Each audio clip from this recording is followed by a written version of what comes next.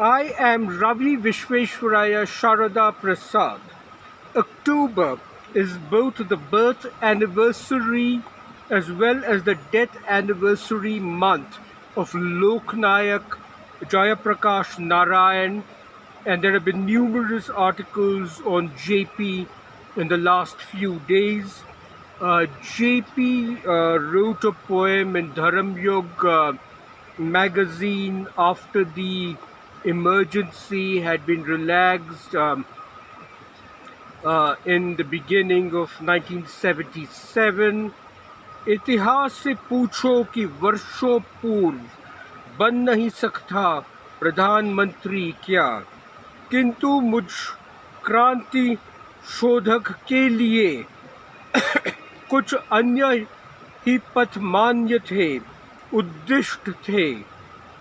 पथ त्याग के, सेवा के, निर्माण के, पथ संघर्ष के, संपूर्ण क्रांति के। इतिहास से पूछो कि वर्षों पूर्व बन नहीं सकता प्रधानमंत्री क्या, किंतु मुझ क्रांति शोधक के लिए कुछ अन्य ही पथ मान्य थे, उद्दिष्ट थे। पथ त्याग के, सेवा के, निर्माण के, पथ संघर्ष के, संपूर्ण क्रांति के। Amidst all the accusations of Jawaharlal Nehru beginning a dynasty, it is little remembered today that Nehru wanted Jayaprakash Narayan to be his successor and had actually invited him to join his cabinet as the deputy prime minister in 1952. And Nehru had scribbled a note to himself listing why JP was the best person to lead the nation after him.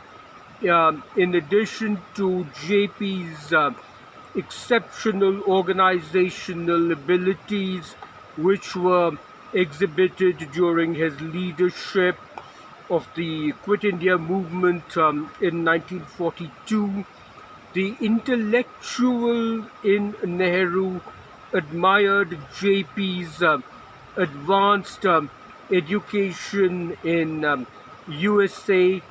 Jayaprakash Narayan had postgraduate degrees in chemical engineering and sociology and political science from the University of California at Berkeley, the University of Iowa, the University of Ohio, and a long stint at the University of Wisconsin-Madison, where he was a protege of the eminent sociologist Edward Ellsworth Ross. And moreover, Nehru wanted a successor who understood the US political system, and JP had worked as an aide to the Republican governor of Wisconsin and the Republican senator of Wisconsin, advising them on labor relations. And JP had a deep understanding of the working classes and trade unions. He had worked as an auto mechanic and as a fruit picker and in a fruit canning factory in USA to fund his education, and that is why Jawaharlal Nehru had appointed JP to head the Congress Party's labor cell. And JP understood the business world too. He had been the secretary of Ghanshyam Das Birla, and Motilal Nehru had in fact appointed JP as an administrator of his estate in view of his organizational skills. And JP possessed a magnetic charisma. He could enthuse voters. His daring jailbreak had electrified the nation, and JP had withstood horrific physical torture by the British without succumbing at all.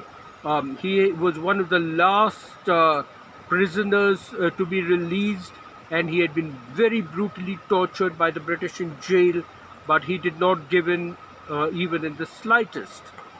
And moreover, Jawaharlal Nehru had noted to himself that he was not infallible. Nehru wrote down that many of his cabinet colleagues were pusillanimous men of straw who lacked the courage to frankly disagree with him. Um, and after his massive victory in the 1952 Lok Sabha elections, Nehru invited JP to a series of meals at Teen Murti Bhavan to join his government as his deputy, to be his conscience keeper, and to counsel him whenever he felt that Nehru was wrong. But JP rebuffed all of Nehru's overtures.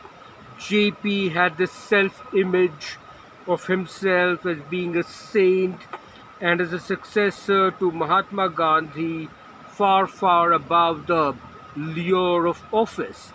And Nehru interpreted this as JP not wanting to take on responsibility for governance and administration of a difficult country, and Nehru felt very badly let down by JP. And interestingly, the official who minuted these discussions over breakfast and lunch between Nehru and JP was Jawaharlal Nehru's relative, DICS officer Brij Kumar Nehru, who went on to serve as ambassador to the USA, High Commissioner in UK, and as Governor of Kashmir and Gujarat. So BK Nehru's aide memoir is notable for its insights into JP's psychology, and my father H.Y. Sharada Prasad always held this up to be a model of civil service filings and notings. So what BK Nehru wrote was, the Prime Minister was naturally delighted at his complete victory in the election. What he was unhappy about was the absence of an opposition whom he could respect and who could suggest constructive alternatives. The PM told Mr. Narayan that he was not all-knowing.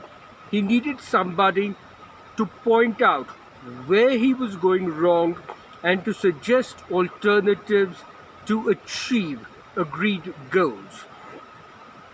His cabinet were all hollow, pusillanimous men. Whatever their inner qualms were, they dare not give voice to their misgivings.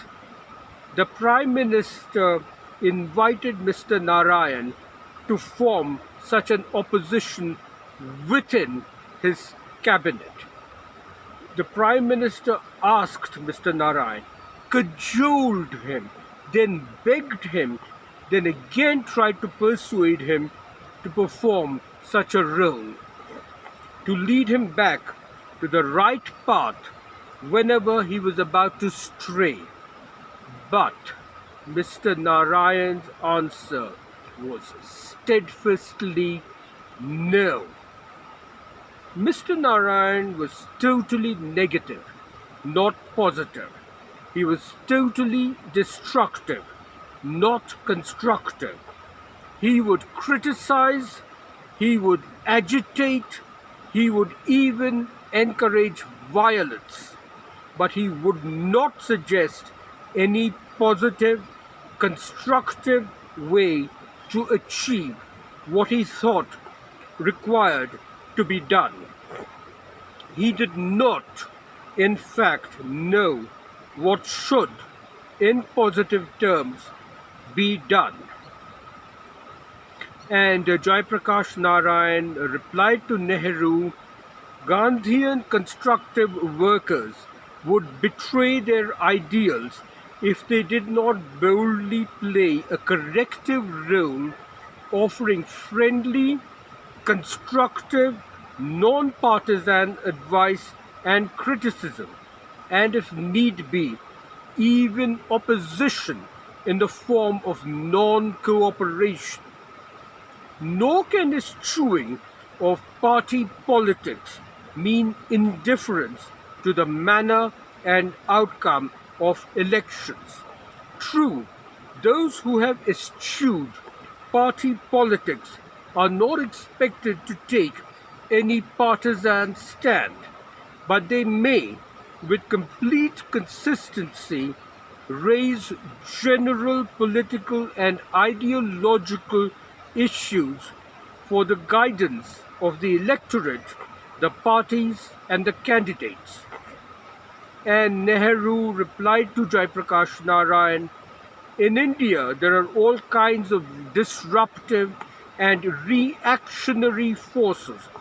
There is also the inertia of ages, and it is very easy for the inert mass to be roused by some religious or caste or linguistic or provincial or like cry, and thus to come in the way of all progress. That is the real opposition in the country, and it is a tremendously strong one. And that is what you seem to ignore completely. We have constantly to battle against it. The correspondence of Nehru inviting JP to join his cabinet as his deputy and to be groomed as his successor, and of JP repeatedly declining, continued throughout 1952 and 1953. In JP's Praja Socialist Party, the matter of JP and Acharya J.B. Kripalani taking up Nehru's invitations to join his cabinet was discussed at length. Ashoka Mehta was in favor of it. Acharya J.B. Kripalani said that the Praja Socialist Party should provide support to Nehru's government from outside, but that neither JP nor he himself should join Nehru's cabinet.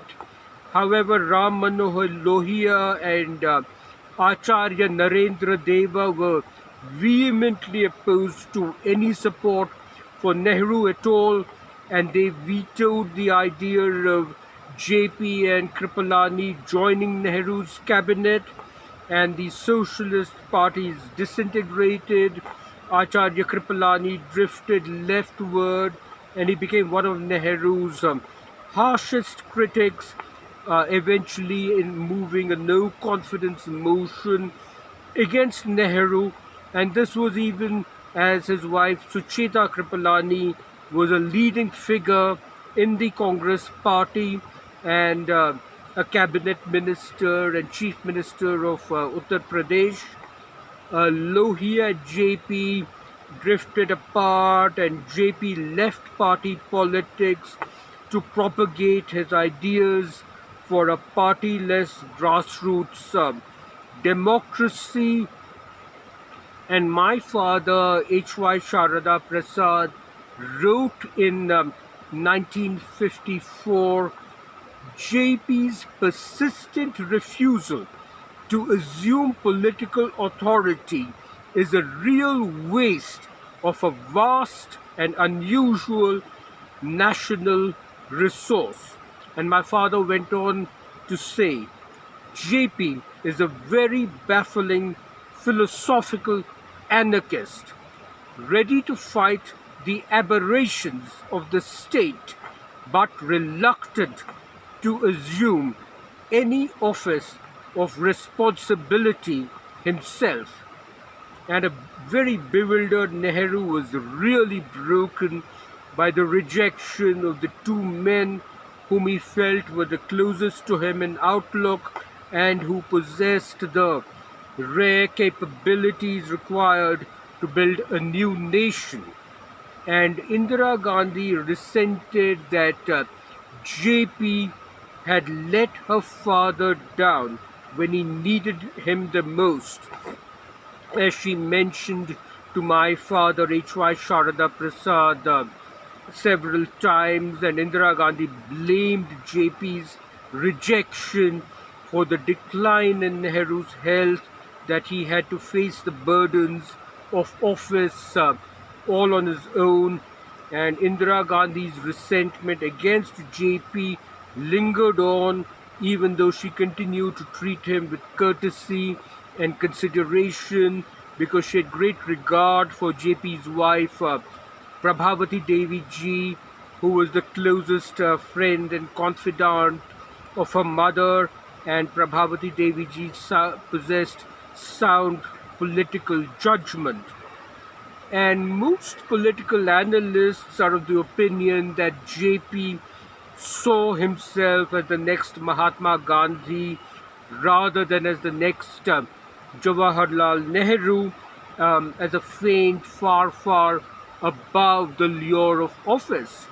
However, Indira Gandhi had a different interpretation of JP's refusal to take on responsibility for governance, and Indira Gandhi thought that JP had an inferiority complex vis-a-vis Nehru, and therefore JP was avoiding situations where posterity would compare him with Nehru. And JP's reluctance to assist Nehru provided a convenient opening for Govind Ballabh Pant and UN Debad to implement their agenda of getting Indira Gandhi to enter politics and thereby to push their conservative right-wing policies by operating through her as a pliant facade. And Nehru never really brought Indira Gandhi into politics. It was Govind Ballabh Pant and UN Debad who brought Indira Gandhi into politics. They wanted to curb Nehru's socialist inclinations, and they sought to influence him through his daughter, and they brainwashed Indira Gandhi that there was no one else that Nehru could rely on, and that it was her duty to assist her father, because if JP, of all people JP, could let Nehru down, then so could everyone else. And this eventually crystallized into Indira Gandhi's belief that the only persons one could ultimately rely on in politics were one's own family members. And UN Debad, he engineered Indira Gandhi's selection as a successor to the presidentship of the Congress party. And Nehru was still keen that JP's capabilities should be utilized for the benefit of the nation, and Nehru offered JP the presidency when Dr. Rajendra Prasad's first term was about to expire. And again JP declined, and again shortly before he was sworn in as Prime Minister in June 1964, Lal Bahadur Shastri stated that the best person to lead the nation was JP, and that Shastri ji was willing to step aside in favor of JP. But JP was not interested in becoming the Prime Minister at all. And in fact, during the Congress party split in 1969, when there was the presidential contest between Neelam Sanjeeva Reddy and V.V. Giri, some Congress party veterans suggested that both of them should withdraw in favor of JP, as a consensus candidate. But again, JP's wife, Prabhavati Devi ji, was firmly against this, and she vetoed the idea of JP becoming a candidate for the presidency. So please subscribe to my channels on YouTube and IGTV, and please follow me on LinkedIn and Twitter and Facebook and Instagram. My Twitter account is at RVP. At RVP is my Twitter account. On my YouTube channel, I will be uploading several more videos about my opinions on politics, the economy, business and industry, and about technology. So please subscribe to my YouTube and IGTV channels. This is Ravi, Visvesvaraya, Sharada, Prasad saying goodbye. Have a great day.